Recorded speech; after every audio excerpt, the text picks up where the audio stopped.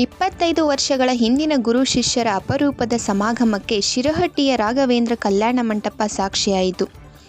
ಸ್ನೇಹಿತರ ಬಳಗ ಶಿರಹಟ್ಟಿ ಇವರ ವತಿಯಿಂದ 1996 ಮತ್ತು 1997ನೇ ಸಾಲಿನ SSLC ವಿದ್ಯಾರ್ಥಿ ಹಾಗೂ ವಿದ್ಯಾರ್ಥಿನಿಯರು ಏರ್ಪಡಿಸಿದ ಅಪೂರ್ವ ಸ್ನೇಹ ಸಂಗಮ ಮತ್ತು ಗುರುವಂದನಾ ಕಾರ್ಯಕ್ರಮಕ್ಕೆ ನಿವೃತ್ತ ಶಿಕ್ಷಕ RB ಕಮ್ಮತ್ ದೀಪ ಬೆಳಗಿಸುವ ಮೂಲಕ ಉದ್ಘಾಟಿಸಿದರು.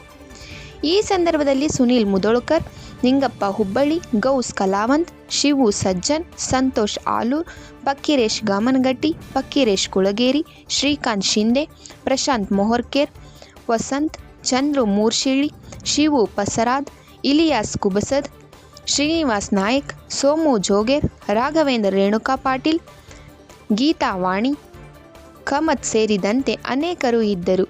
ವಿದ್ಯಾರ್ಥಿಗಳಿಗೆ ಬೋಧನೆ ಮಾಡಿದ ಪ್ರತಿಯೊಬ್ಬ ಶಿಕ್ಷಕ ಹಾಗೂ ಶಿಕ್ಷಕಿಯರಿಗೆ ಸನ್ಮಾನಿಸಿ ಗೌರವಿಸಿದರು.